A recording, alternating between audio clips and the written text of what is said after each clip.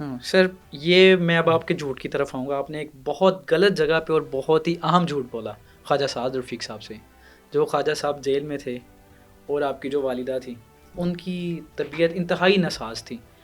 ख्वाजा साहब आपसे पूछते थे कि शाम वालिदा में वो कैसी हैं। मजबूरी होती है। आपने बात कहा था ना कि आपकी ज़िंदगी में ऐसा वक्त आया जब आपने फ़ैसला करना होता है। हम्म, इज़्ज़त और ज़िल्लत में बस इतना ही फ़र्क होता है। जिस तरह मुजरम और महरम में एक नुक्ते का ही फ़र्क है ना, तो आप पे फैसला करना होता है। आपने अपने भाई को तोड़ना नहीं होता, आप लड़ रहे होते हैं कॉज के लिए। तो वो बस मैं आपको क्या बताऊँ, बड़ा अजीबो-गरीब वाक़या है। मुझे अच्छी तरह याद है बेगम कुलसूम साहब अल्लाह उन्हें ग़रीक़ रहमत करे, आमीन। वो तहरीक शुरू कर रही थी हम्म, और मेरा ख़्याल है मियाँ साहबान जेल में थे। हम्म, तो भाई ना रायबरेंट जाते थे भेस-भूस बदल के ना, उस वक़्त ओके। मियाँ शरीफ साहब मरहूम भी ज़िंदा थे।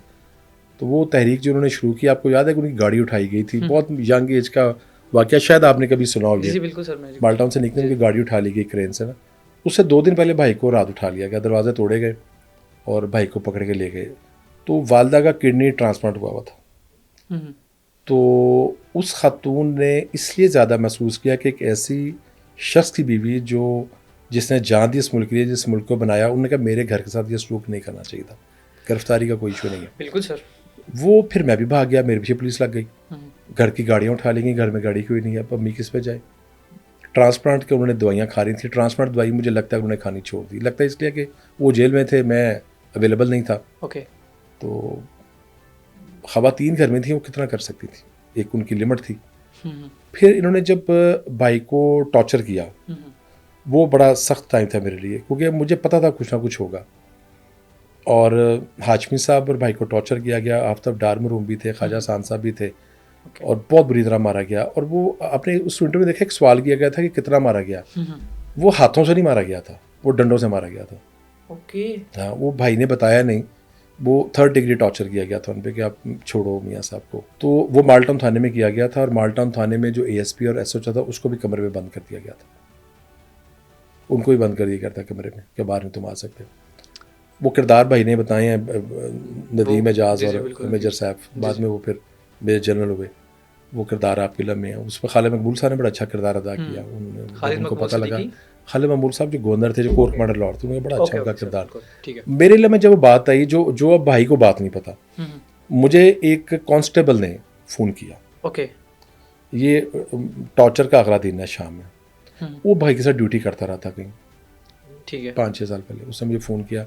अब आप देखें, माँ कुएं में तकरीबन जा चुकी है, उसकी नब्ज़ डोल रही है। डॉक्टर ताहिर शफी साहब वफात पा गए हैं अभी, नेफ्रोलॉजी के बहुत बड़े डॉक्टर थे, शेख साहब। अब अम्मी को जिस कमरे में रखा हुआ है, हम बता नहीं किसी को सकते। वो ड्यूटी मैं कर रहा हूँ, मेरी बीवी कर रही है, मेरी भाभी कर रही है, क्योंकि मैं एक्सपॉन्डर हूँ। मुझे पुलिस तलाश कर रही है गिरफ्तारी के लिए, क्योंकि मैं भाई की पैरवी कर रहा हूँ। मुझे भी गिरफ्तार करना है ताकि उसको तोड़ा जाए। मैंने पुलिस के हाथ भी नहीं आना, माँ की खिदमत भी करनी है। और जितनी बेल है उनकी, उन्होंने कचहरी में आना है, नहीं आना, जहाँ भी जाना है उसको भी फॉलो करना है। मेरे साथ टीम थी दोस्तों की, बहुत ज़्यादा नहीं थे लेकिन नौजवान मेरे साथ थे और भी दोस्त थे। वो मेरे साथ भाग रहे थे जितना भाग सकते थे, कुछ वकला कराम भी थे।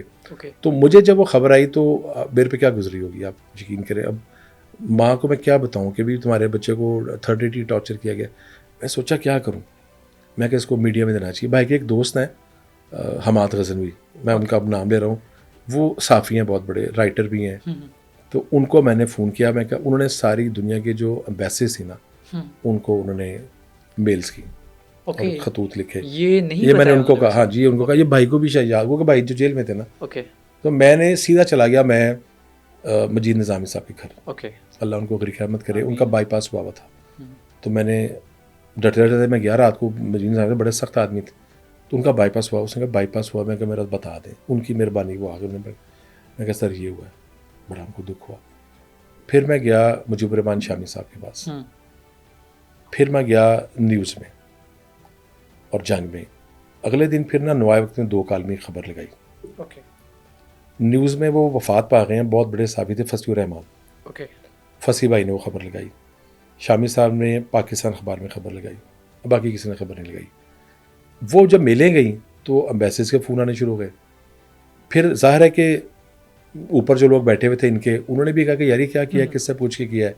इंतज़ामिया जो थी वो भी इसके हक में नहीं थी। तो फिर उन्होंने बहरहाल मारपीट कर दी हुई थी। अम्मी फिर ना वापस नहीं आ सकी। तो वो बड़ा सख्त वक्त था हमारे ऊपर, वालदा वाला। मुझे अच्छी तरह याद है कि मुझे ना बुलाया गया टॉर्चर के बाद किसी जगह पे, और बुला के मुझे कहा गया कि भाई को कहो कि मियाँ साहब का साथ छोड़ दे। बात मियाँ साहब के साथ की नहीं थी, ओके। बात असूल की थी, बात डेमोक्रेसी की थी। हम्म, मैं इसे वाजे कर रहा हूँ कि वाजे होनी चाहिए चीज़ों को। बात हमको मियाँ साहब पे खुदा न खास्ता हम उनकी फेवर नहीं कर रहे थे, हम अपने तो बाप के अलम को लेकर चल रहे थे ना, जमहूरियत के लिए काम कर रहे थे। तो मैंने उनको एक बात कही थी वहाँ पे, शायद अगर वो जिंदा हो तो मुझे मिलें, जो भी साहब थे, सीनियर अफसर थे। मैंने उन्हें कहा सर बात यह कि मैं एक बड़ा बुज़दिल आदमी और जहाँ मैं बैठा हूँ आप मुझे पकड़ सकते हैं, गिरफ्तार भी कर सकते हैं, लेकिन मैं कहा जी मेरी एक ही कमज़ोरी थी, मेरी माँ थी, वो आपने फ़ारग कर दी क्योंकि वो आखिरी दम पे है, मेरी कमज़ोरी कोई नहीं है सर। तो कहेगा फिर आपके भाई को ना 20 साल लगेंगे अंदर। मैं कहा लग रहे हैं सर कोई बात, लेकिन मैं कहा सर मैं एक बात आपको कहना चाहता हूँ, जब मैं आपको मिलूंगा ना, ज़िंदगी में मिलूंगा ज़रूर, तो मैं सर झुका के नहीं मिलूंगा। एक मैंने ये बात की। एक मैंने उन्हें कहा कि यार, मैं कहा सर जो शहदा के बच्चों के साथ ये सलूक करते हैं ना आप, तो मुझे साने स्कौते ढाका की समझ आ गई है, 2 लफ्ज़ के। उस पर वो बेचारे ना चुप हो गए, उन्होंने कोई दूसरी बात नहीं की, मुझे घर उन्हें जाने दिया। तो वो यादें हैं साथ। ये भाई को इन बातों का नहीं पता, चूँकि वो जेल में थे, मैं बाहर था, मेरे साथ ये गुजर रही थी। उन्होंने कहा है कि वो बहुत मेहनत कर रहे थे मुझे रिलीज हाँ करवाने जी, के लिए। वो भाग दौड़ बहुत कर रहे थे जी, मैं अच्छी तरह याद है। मैं ये बता दूँगा कि हाशमी साहब ने भी बड़ी जुर्रत से वो जेल काटी, मुझे अच्छी तरह याद है। कचहरी में भाई जेल में तो उनकी तारीख थी हाशमी साहब की, तो हथकड़ियों में उनको लेके आए।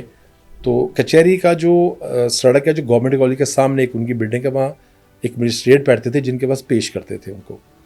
तो वो एक फॉर्मेलिटी होती थी, मजिस्ट्रेट साहब भी माशाल्लाह अंडर डायरेक्शन ही होते थे, तो जो हुक्म होना था उन्होंने वही करना होता था। उनको पेश किया तो मैं बहुत दूर से उनको देख रहा था, क्योंकि उनके भी केसेस को मैं देख रहा था उनके दामाद के साथ मिलकर, तो मैं उसको भी देख रहा था। तो मैंने दूर से देखा तो हाशमी साहब गए और कई 100 की तादाद में पुलिस आम जो लोग थे उनकी अदालतों में उस वक्त रोक लिया गया ना उनको। हाशमी साहब बाहर निकले, मैं देख रहा हूँ दूर से, तो जीप के ऊपर जंप मार के गए, वहाँ तकरीर शुरू कर दी। अरे हाँ जी, हथकड़ी लगी और तकरीर कर रहे हैं और दूर से देख रहा हूँ उसको। तो पुलिस वाले सुन रहे हैं, 2-4 मिनट सुना, फिर उसके बाद ले गए। तो उससे पहले एक पुलिस अफसर थे वहाँ पे। अल्फाज याद है उनकी तकरीर के? बहुत दूर था, अच्छा, मैं काफ़ी दूर था, जो मैं खुद गिरफ्तार हो सकता था। वहाँ पे एक ऑफिसर थे, मुझे याद है, वो उनके इन्होंने मुझे देखा तो उन्होंने मुझे इशारा किया कि निकल जाओ, कि हालात बेहतर नहीं है। तो अच्छे लोग भी शामिल होते हैं सिस्टम में, उन्हीं की वजह से निज़ाम चल रहा है। तो ये यादें हैं बहुत ज़्यादा मुशर्रफ साहब के दौर में। अम्मी का जो डेथ है वो बहुत। फिर एक और मैं बताऊँ, देखें जनाजे पे, अब अम्मी का जनाजा लेके जा रहे हैं, अब जनाजे लेके अब्बू की कब्र मियानी साहब अम्मी को वहाँ ले गए। जनाजे के दौरान, तदफीन के दौरान मुझे भागना पड़ा, क्योंकि पुलिस आ गई और मैं तदफीन भी नहीं कर सका। अब वहाँ पे हामिद मीर साहब भी थे, हामिद मीर साहब थे जनाजे में साथ मेरी वालदा के, तो मुझे पीछे से भागना पड़ा। वो तदफीन भी लोगों ने की। तो ये वो वाक़या था जो हमने कभी डिस्कस नहीं किया किसी से। अब आपने पूछा तो मैं आपको बता रहा हूँ। तो ज़िंदगी में चीज़ें चलती रहती हैं, बंदे को बहरहाल अपने जो उसकी कमिटमेंट है ना उस पर कायम रहना चाहिए।